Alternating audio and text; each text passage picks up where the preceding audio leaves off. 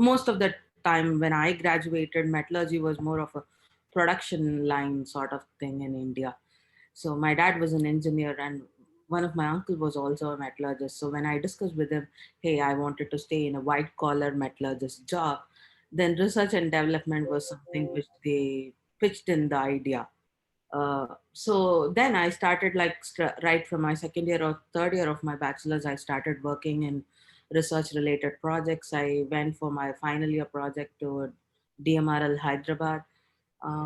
From there, like then I cleared gate and I wanted to look for opportunities. So then I joined MS in IIT Madras by research. Then I worked for Renault Nissan for 3 years on battery materials. um, from there, like still it was R&D, but somewhere I felt incomplete. Master's program was something in between, I felt, especially with the Indian R&D. Either you need to be with bachelor's to progress in your industrial career, or you want to stick to R&D, then you should have a PhD, is what I realized. Also in the process of working in Where, the industry, where was this center, Renault Center? uh, Nissan Center was in India, and I worked for the R&D. So the R&D was in IITM Research Park. Uh, Okay. So this R&D center was in the research park. So yes, this was like you did after your master. This was not yes, like yes. this After was a this was job. through campus placement. Okay, got it. Yeah, go ahead. Yeah, so with Renault Nissan in India, it was a joint alliance, and I worked for Nissan. So I worked for their battery materials, especially for US and Japan EV vehicle applications based. How was your experience there? It was great, like because they were just starting up the materials division and battery division. They had a fuel cell division for 6 years, but the Uh-huh. year I joined, they were starting from the scrap. Like so, my first year went mostly into setting up the lab and more of optimization with like there was certain like from fabrication facility, synthesis facility, everything was with Nissan, but the characterization part we depended mostly on IIT and IISc. So there were a lot of, since it was Nissan, even the second digit was of more importance. So more of optimization went in with external facilities. And the people who there reported, they were reporting to Japan or US or Uh, like since I was a fresher, like I used to report to my immediate manager, yeah. and then like weekly we used to have a video conference with our Japanese counterparts. So Nissan Technical Center (NTC) is what we call them, and Mhm. we used to have weekly updates with them. So parallelly, they used to also have do experiments. So first was standardization of like what we are doing here, and once everything was standardized and they had that belief, like by mid of second year, we started our own like proposals and synthesis and You fabrication. guys used to work with the R&D people here in US in Detroit or no? Not really with them. Like we had uh, the third year, almost by the time I was leaving, there was a team we formed with Oregon National Lab, and no, I think it was in California, the R&D center in California of Nissan. Mhm. And then there was a project we had with them, Okay. but that was a point I was also leaving because that it was a pretty young team and we were establishing. Is there a reason you left the job and decided to go for PhD? Okay, so one thing when I was doing MS, I was pretty firm, like right from my third year of bachelor's and master's also, I want to stay in research and development. Mhm. Working in an industry, I realized somewhere in the mid, like, of course, my bosses were all pure doctorate. There was always a difference. I felt like I was in between. I was not complete. Okay, So got it. that's where I felt like And they were PhD from India or they came from somewhere? my first 2 year of immediate reporting boss, he was PhD from Denmark. Okay. My super boss was from University of Tokyo. He was an Indian, but like he was in Japan for a longer Got time. it. So, and another reporting boss, I had two bosses. Another boss Okay. was from Indian PhD. So also like since in India you have most of the jobs as a like you do file contracts. So I Mhm. had a 3 year contract program for like 10 lakhs or 12 lakhs. So I wanted to finish the 3 year contract also before. Uh, But um, I didn't understand, like the job was not a permanent job.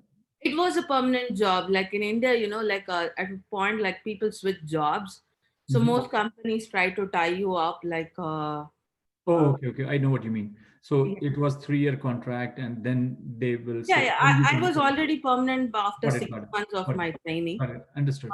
But like they had, I should not use the word contract, but it was a legal. Binding, yeah, yeah. I know what you mean. Every company has that, yeah, in India, Yeah, yeah. since it was with Nissan, I had a Japan travel also. So like my amount was pretty much expensive also. So I finished my 3 years, and the process I was also applying Got to it. US and Europe. So yeah, Okay, so and you then came to US now, and then you started your PhD. I think it's yes, yes, I wrote to different professors, like and then of course I got admits from Iowa State, UCF, and FIU. okay. So the major reason, like, in fact, Iowa State offered me a better stipend, like close to 2,500. But I chose FIU. That point of time, also, I wanted to get into academic related research. Teaching also was one of the things which was going parallel in my mind. So my advisor, he had a track record of where students were placed in different IITs in India. So I, because when I joined my master's program, I joined a very young professor. Mhm. So I was also new to him. He was also like, so the whole, so when I was looking for PhD, I wanted to join with somebody who had more experience and Right. who would also help. Right. Understand. help. So let So me ask you, when are you planning to graduate? no, I graduated Oh, fall. you you fall Yeah, 2019. yeah, yeah, yeah, yeah. Okay, okay, okay. So So you are currently working like as a postdoc, or yes, how? yes, Okay, postdoctoral scholar. okay, and then you are looking also, right? That's Yes, why. yes, Okay. yes. So let me ask you. So you graduated last year, 2019. So let me ask you, how was your app, that whole application process? So I'm pretty sure that because you graduated in fall 2019, you started applying, let's say, 2-3 months before that, right? Yes, yes. Like So I, how was that process until now? I mean, let's talk until about like before. like Let's in talk fact, about let's yeah. talk about like before um, the COVID hit US, right? Until then.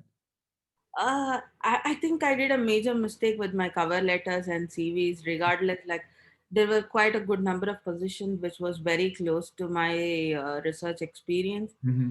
I did not really get any reply. Like mostly that point of time, since I already stayed in an industry, that point of time I was not really looking into industry.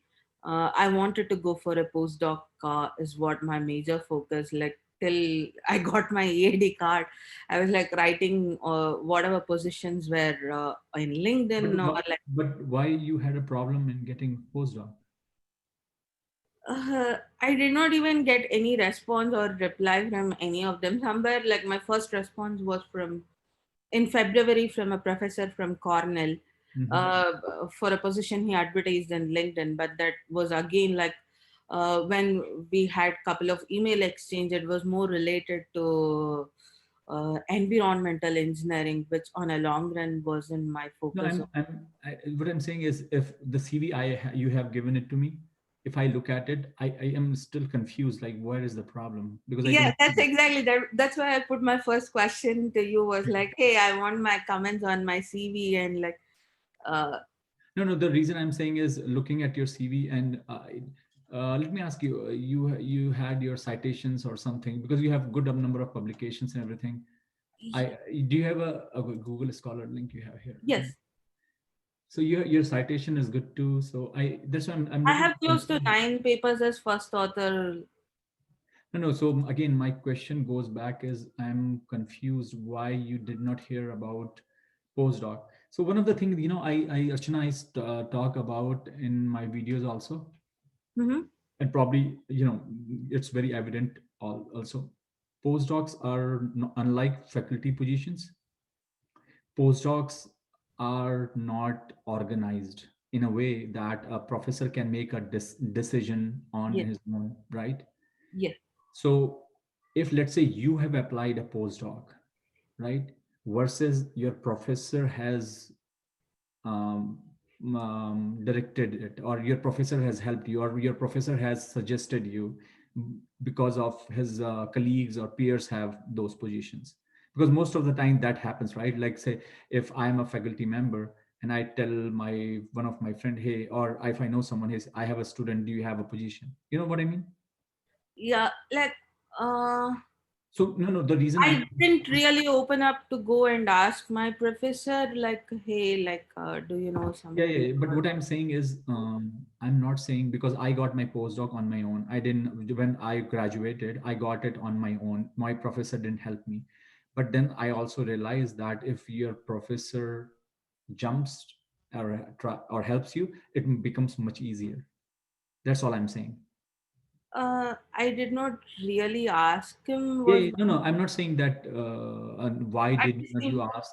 Yeah. same time, like almost like after my third year or fourth, like it wasn't like I was his, I wasn't what to say. Okay, Proactive, probably. proactive. At the same time, also my equation wasn't bad or great. I had a Yeah. decent, good relation with my professor. But that if you ask me, I didn't have a very good relation with my professor too. But that this is a tug and war between advisor and a student that happens all the time. But I have very good relationship with him now. I mean, when I say I have, I mean we talk and we mail each other. So this is very common and very usual. Mhm. I don't see that that if I don't know any, to be honest with you, I don't know anyone as a professor who have graduated as a student and they are not willing to help. Everybody helps. That's Yes. what I'm saying. So, you can have bad days and good days, but I don't discount that because that happens all the time. Because, my father was a teacher and I know his students were not happy with him all the time. But 10 years down, when they used to meet each other, they are they used to complement each other, so that happens, right? But what I'm saying is, um, if at that point, I'm saying, if you would have realized that you were not getting any response, you could have contacted your professor right away. That's all I'm saying. But that you didn't do that. Somewhere like I had a block in my mind, like I wasn't sure will. No, they do help. It's not like, I mean, people, as you said, people do help. And the other thing I'm thinking is, um, so you are in on your EAD, I presume, right? Yes, yes. Yeah. So, and you can have 3 years of EAD, but I don't know how long your postdoc with your professor right now. This is till December, like our January. I have with him uh, Okay. for So, 1 year. right, right. But what I'm saying, there will be a deadline where you probably have to Yes, worry about your yes, extension, right? yes. All right. Okay.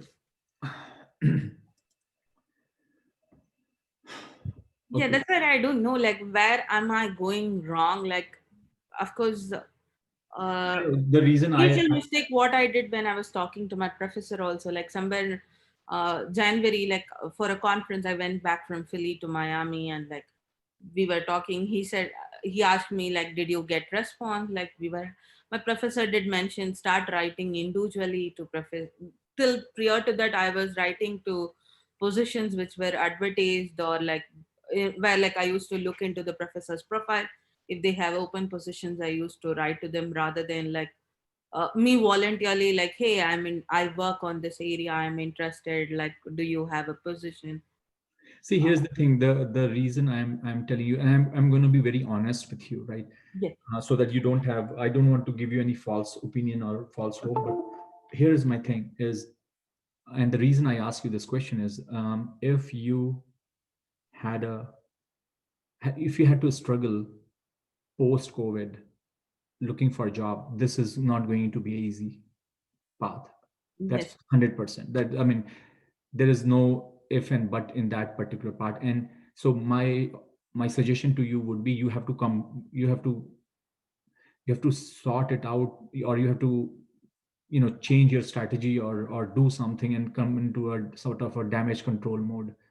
I don't, because if you ask me, I mean, here's the thing. I'm really struggling. Like, looking at your CV, I'm really trying to understand. I mean, to be honest with you, if I look at your CV and if I look at my CV when I graduated. I don't, I think, I mean, to be honest with you, you have much more citations than I had. I mean, I think I had like 150 or so, or maybe 100. So I'm really struggling in that sense, like why you are having a difficulty in finding a postdoc, because I always think that this postdoc is one of the buffer that works for a PhD, not for masters, right? So PhD could have a problem, sorry, masters can have a problem finding for job, but for PhDs, and I have spoken to many PhD students and I have advised them, and few of them have received offers in last 2 3 months, because Okay. even post COVID you have postdoc jobs, Yes, right? yes. So, and that's the reason I'm saying is I'm finding it very hard, like what is wrong here, because yeah, I mean, your professor is pretty good too. It's not like he's a pretty well known guy. So, and your work, um And it, one thing was also like many ceramic positions which were open very close to my experience. The one thing was like they had a citizen or a permanent resident. So in that way, like even they were interested. so let me give you an example, okay, here. So I'm trying to just understand here. So here's the thing. I That is one of the things that a lot of people do mistakes. Okay. So, and I will give you my example here on that. And that example is not only valid for postdocs, is valid for as you go out. And I'm not talking about academic industry position, as you go out looking for jobs in industry. Okay. So for example, when I graduated, I had a PhD in mechanical. Mhm. My thesis was in magnesium and aluminum alloys. And I Okay. worked specifically in the area of mechanical behavior of those materials, looking Okay. for texture and all that, right? Okay. But did I look my postdoc in that area? No. Do you understand my point here? But like most times they say like, hey, this is the desired qualification and like, Right. And so again, so the whole idea is how you can convince someone. okay. See, one of the things, let me tell you about postdoc. Postdoc is just a training. It Mhm. sets a ground for you to become more independent, because the work you will be doing more or less would be like a fourth year or third year of your PhD, but Mhm. in a more independent manner versus dependent. That's the only difference. Okay. The other thing is that it is assumed that because you have done your PhD, you know the problem, you have the problem solving skills. And I'm not saying that you, as a material engineer, going to start postdoc in electrical engineering. I'm not saying that. But if you will be doing exactly the same thing as you have done in your PhD. Mhm. Very good example is people do postdoc in their same advisor when when as you are doing with a PhD. There is no difference. You don't Mhm. learn anything. There's no difference. So that is not valuable for you. It's not going to add anything on your resume, because you can't do postdoc forever. Let's say, for example, tomorrow your advisor says, "Hey, I have a postdoc money for 2 years," right? And you get another offer where a person is saying, "Hey, I have a postdoc for you, but it's in a different area, but I have less money." If I was you, I will join the other person, because this is not about money. Money is going to go come somewhere else later down the road. This is about you to become independent and do something else. You can't do the same thing forever. It never works, it never happens, right? Yeah. So again, going by many examples of my friends, or even I, as I said, I have done one postdoc in at Hopkins, and another postdoc I did at Oak Ridge. And I know a lot of my friends who were in that boat, and now they are a professor in some universities also. And I have seen that transition. Either they are now, and some of them are industry leaders now. Is exactly the same thing. They did something else, now they are doing totally different thing. So what you need to do when you identify a postdoc position, make sure it's a 50-50 rule. 50, or maybe let's say 70-30 rule. 70 means you can contribute 70%, and then you can learn that 30%. The best is 50-50, where let's say for example you had a certain skill set, and for example let's say very basic thing, let's say you know how to do SEM, let's say very Mhm. basic, and you get a postdoc to do work in the area of synthetic biology, where they are looking for an expert who can do SEM and understand the structure of proteins. I'm just saying as an example. Honest to God, this is the best thing that can happen to you. It's not what you have done. Okay. So, what I'm trying to say here is this is how your approach and your CV should come out. Okay.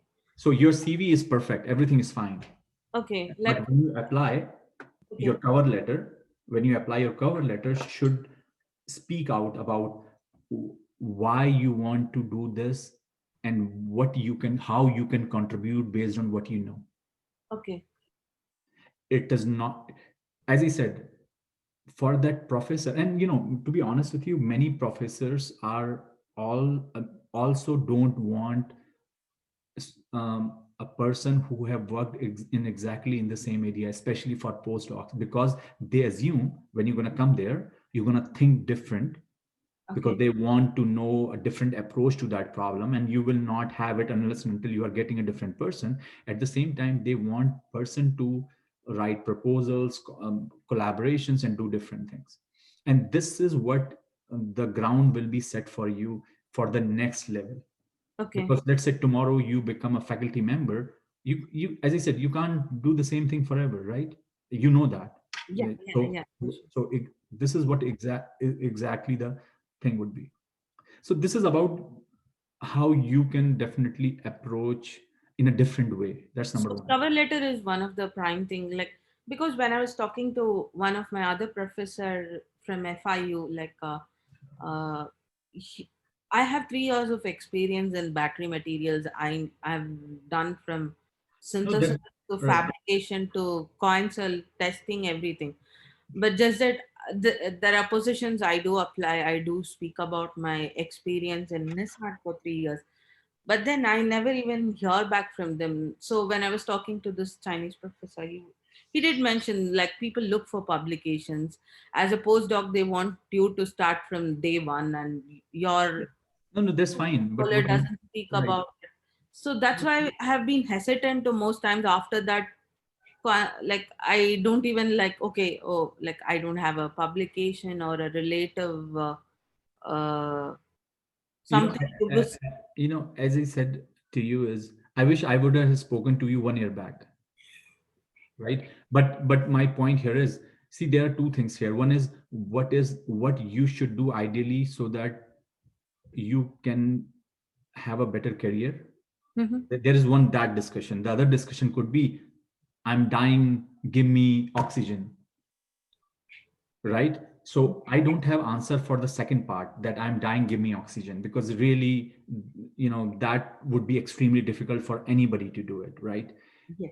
Only thing I can suggest you, and to be honest with you, the second conversation doesn't work well anyway, because career is about a good planning and a better planning. That's what his career is all about. Mm, One thing I can, either I can tell you, okay, that's not a problem, just keep applying.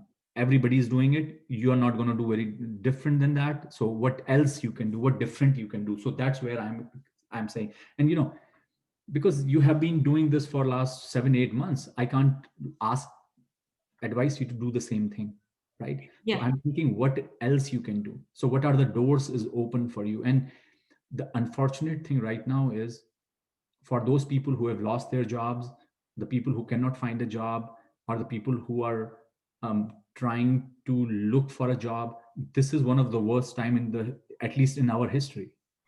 Yeah. And unfortunately you started that long time back. So this, if that doesn't work out, I'm thinking like, now what will work out? Because every PhD is looking for a postdoc. Faculty positions are not out there. Job market is, I mean, Pretty. you know that. So uh, Even with the industry positions, like down the line, like somewhere in June, July, I started applying, but like not really. I did not hear any response.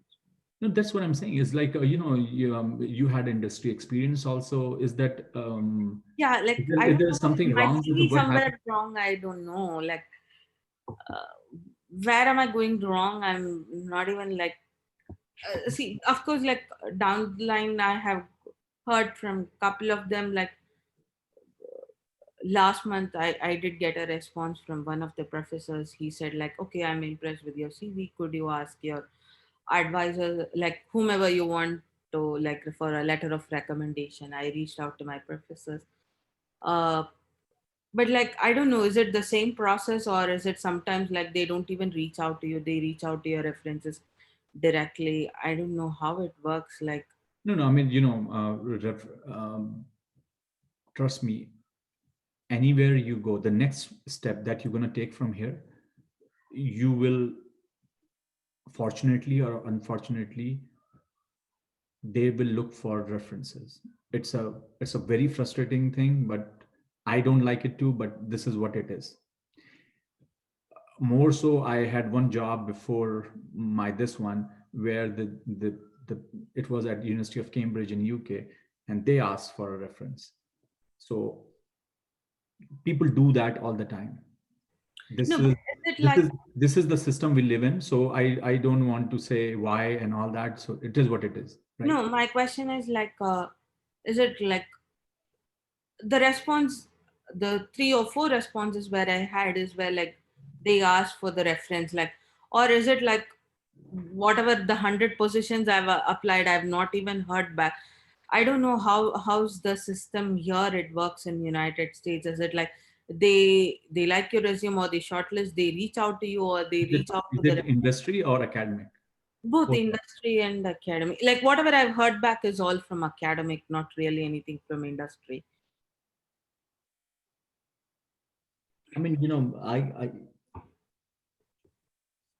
see the post COVID, after COVID, the situation is very different. So I can't comment on that part of it because COVID did put a lot of things on hold. That's for sure. Yeah, like somewhere in April, May also I had positions like applied for Intel and Micron. They were all in the processing stage. Yeah, And then by June, July, they removed of those positions. right. No, no, They no. said we are not rejecting, like Yeah, we were considering, but like we have removed those positions because of the COVID. right.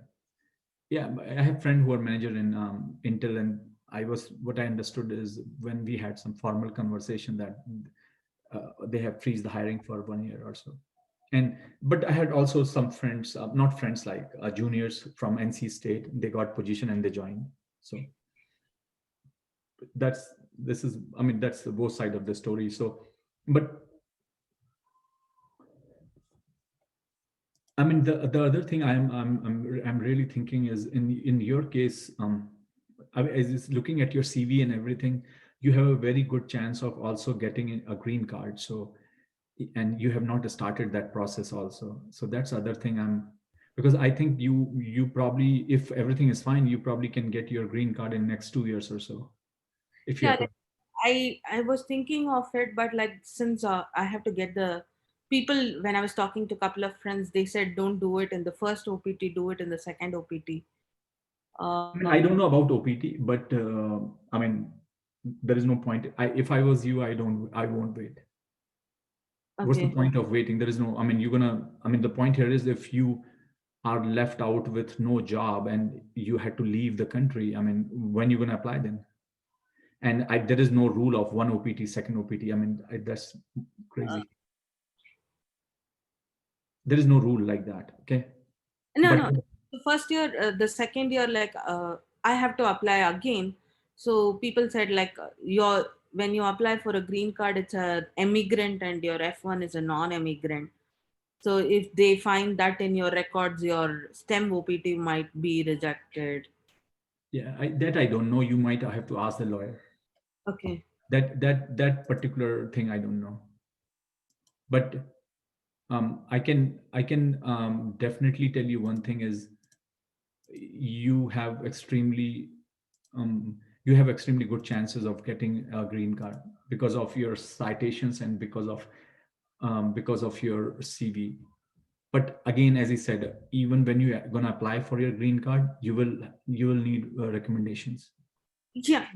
Yeah, so just to let you know, that's how the system is. But you have a very good chances. So I mean, the thing is that, right now, there is a lot, with immigration, a lot of things is happening, right? And Mhm. it's everything happening in your favor, not in against your favor. So you are first in line to get the green card in Okay. that sense. But you have to stay in this country. Yeah, but again, for applying for green card, also I need a permanent position. If I'm Mm, not, no. I mean, I got my green card when I was a postdoc. but that has to be a completely fully paid position, right? Like, No. Because you can, as I said, you can read about the green card requirements, but the EB1A category, it's called EB1A. okay, That's where you will be applying. okay, It's different than EB1B, which okay, is when the employer applies. okay, But EB1A is where you apply on your own, on your behalf. okay, okay, It's a very, very competitive category. But looking at your CV, I think you can get a second opinion from a lawyer. And okay, I personally feel you should not have a problem. If you can find a postdoc, you can apply that right away and you okay, should be good to go. okay, Yeah. okay, Because, another thing what the reason I say so is, if you don't have the green card, or your application is not in that process, let's say if you are not able to find a job, you may have to leave the country, right? yeah, yeah, So, but again, right now everything is shut down, everything is backlogged, so nothing can happen as of now. But as I said, as soon as it opens, if I was you, as I said, I would have applied 2019. okay. Yeah. So that's another due mistake probably you did, in my opinion. But because you had a postdoc, so as soon as you graduate, apply. And because, as I said, you had a good. So the reason I am saying this quick answer to you is, and I am giving you my example in a very honest way. So I'm not fabricating it up, or I have not listened to someone.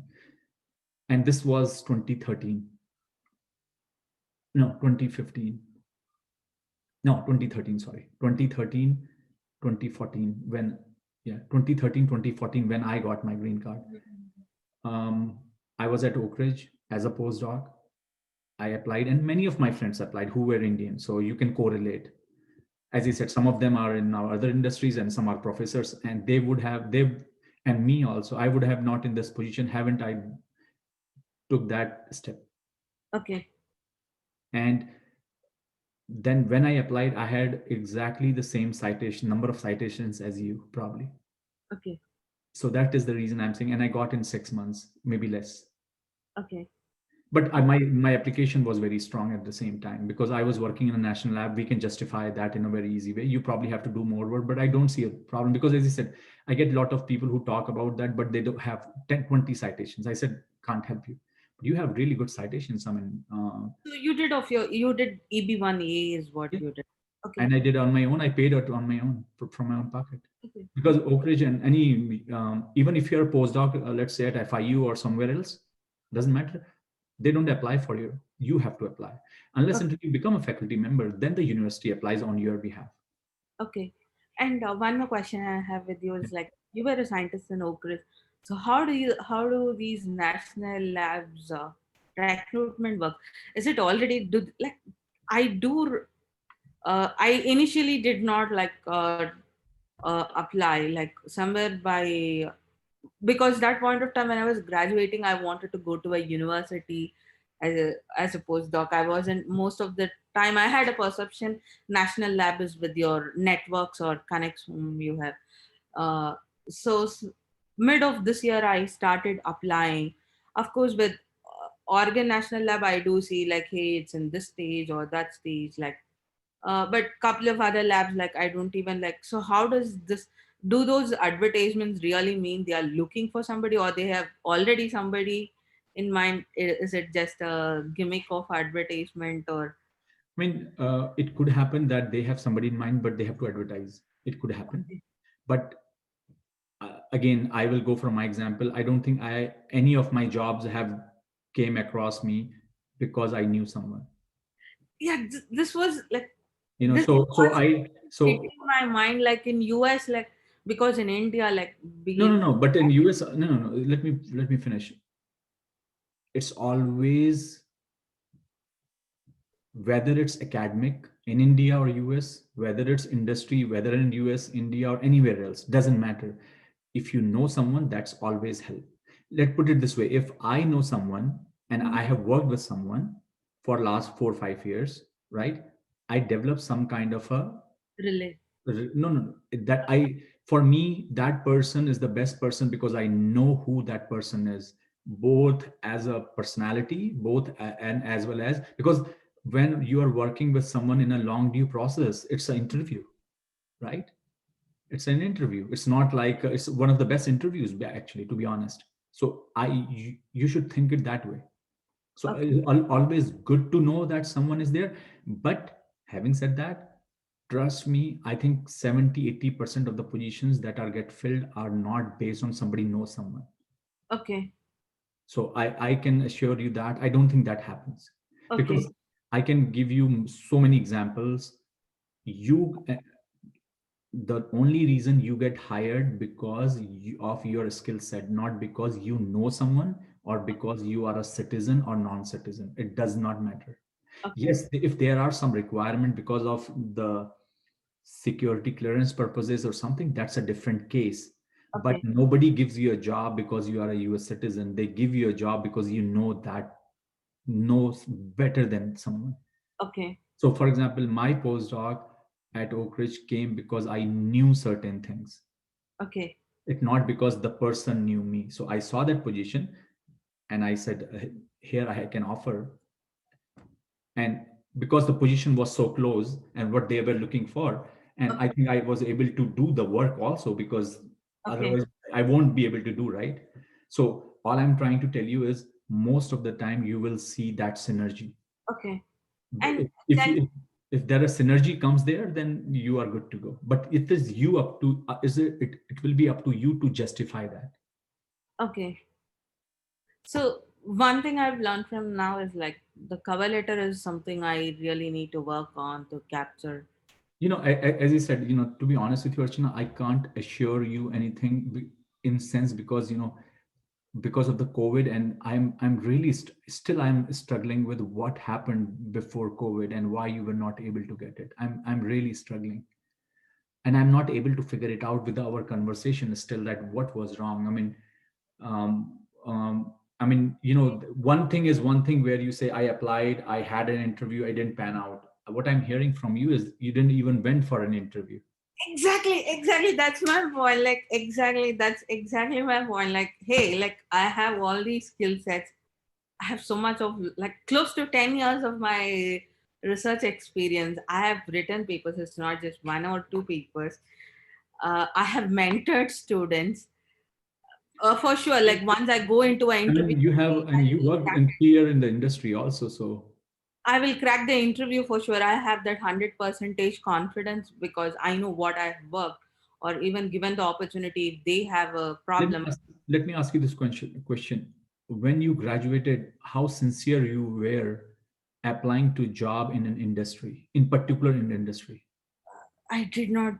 That's my one of my mistake. I did not actually apply to industry at all. In fact, like even before my graduation in 2018, 2017, 18, like there was this career fair in my school. I just went with my friends, and pretty much intel, like there was a process which they were interested. I was just talking to them, but then the same year my mother passed away. I went to India, so like I really did not continue. Maybe that got distracted you, that Uh, got you distracted, your mother demise. yeah, of course. That can happen. Yeah, I mean, it's not a small thing, right? So I can Yeah, understand. of course, that had an impact on my PhD also. Like No, let me ask you, my works, this happened once you finished your PhD, or just before you graduate? uh, a year and a half before my PhD. Oh, okay, okay. So it's a little bit longer. Okay, got it. But as I said to you, as I am trying to understand is, I think the only reason I can go after is, I think you were a little bit slack. You were not that sincere applying to industry. You took it a little No, bit no, I easier. did not even apply to industry almost till like January or February. Then January end, I was talking to one of my friend like who works in industry.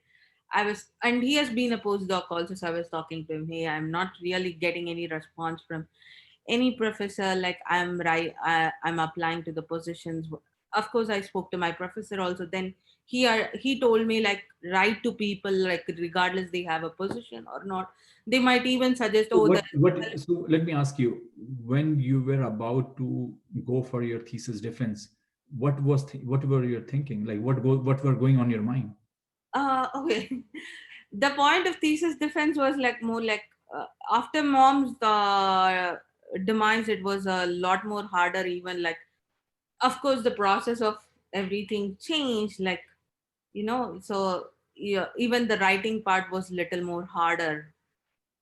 So that point of time my professor said like just do one thing, like write, defend, and then of course I defended somewhere in August, like, and then he gave, even I taught in the fall semester because I already defended my PhD. He gave me that opportunity also, so I teach the same course this semester also, but it's just remote. uh, it That point of time when I defended, like I wasn't really thinking anything on. I wanted to do just like I went for my mom's like close to 1 year ceremony Yeah, before yeah, that. So that point of time, just focus on writing, get it done got because it. I was on a fellowship. But okay, so let's say you did your thesis defense and you went for your mom's 1 year that anniversary, and you came Before back the defense, I went for my mom's 1 year after defense or before? before the defense. Okay, but so when you came back, you defended your thesis, and what happened then? After that, like after I defended, there was a little more confidence. Like my mom was my Yeah, everything. Like right, right. No, there no. was a So sudden change with right, the. no, the reason I'm asking you is, like, you came back, you defended. Were you not thinking That one about what I'm time gonna? when I defended, I was like before my defense, I was not even confident. The personality of me was like very different in that 1 year. And the moment I defended, like I gained like yeah, I can do like the Right. support system which was lagging. Of course I couldn't talk to my father also, like he was a child that point of time, so Mm-hmm. it was all me helping myself. Like my defense helped me to gain a little more confidence, and of course my professor helping me with Yeah. the No, no. teaching. My question here is, when you defended your thesis, were you not worried about what I'm gonna do next?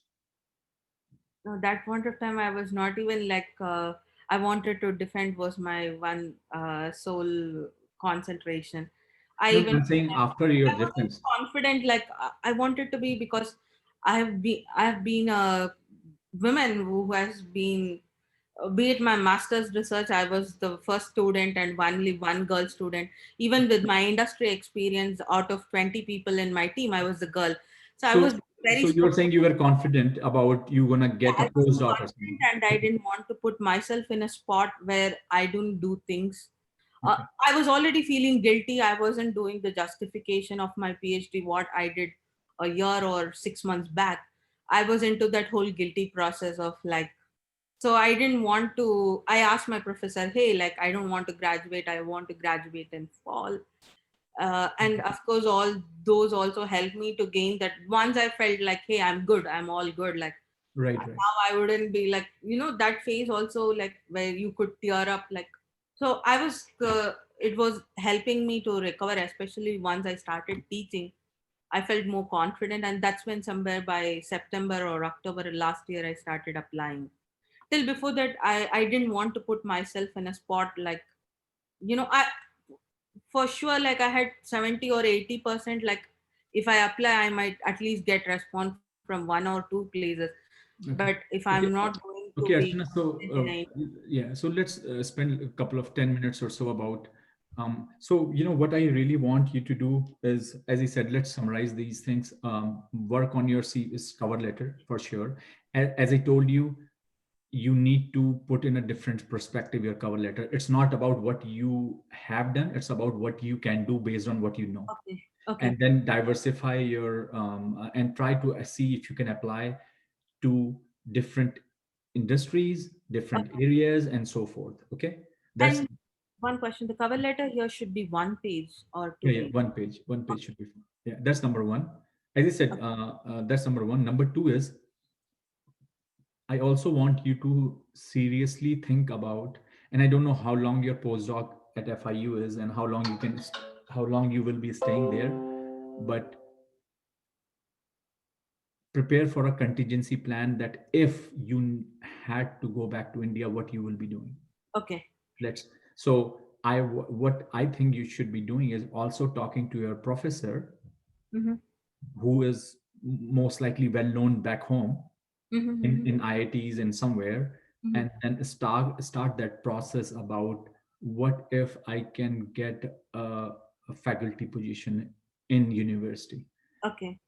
As I said to you, the reason I say you said if you can say I don't want that, that's totally up to you. But I don't want you to be in situation in February flying back home and have nothing in your hand, Okay. Okay. because you are not late for that as of now, but Okay. you will be late for that then. In February. Always have plan A, B, C. If Okay. you are able to find a job, if you are able to find a postdoc, and if you decide to stay, it's up to you. But don't just rely on one thing. And as I said, put your fifth gear. Okay. It's but you are in a position right now where, as I said to you, if you get 2 years of a postdoc or something like that, as soon as you get it, immediately apply for green card. Don't wait at all. Okay. And Get a lawyer, okay. go for your green card. Okay. Okay. And how long is the process here for the postdoc in national labs for the recruitment they generally? Usually, the postdocs in the national lab are ideally for 2 years with a 1 year of extension, but And not more than that. okay, for the recruitment, how long do they take? Like, is it how many months roughly? I mean, recruitment is, as I said, it depends on the project and the requirement. It could be. I don't think it takes more than 2 3 months, to be honest with you. Okay. Even with the paperwork, everything, it should not take more than that. Okay. Yeah, it doesn't take more than that at all. Okay. Yeah, but as I said, have your plan ready. But as I have told you earlier, also it's not going to be a smooth ride because of the COVID, and who knows what happens as we go in.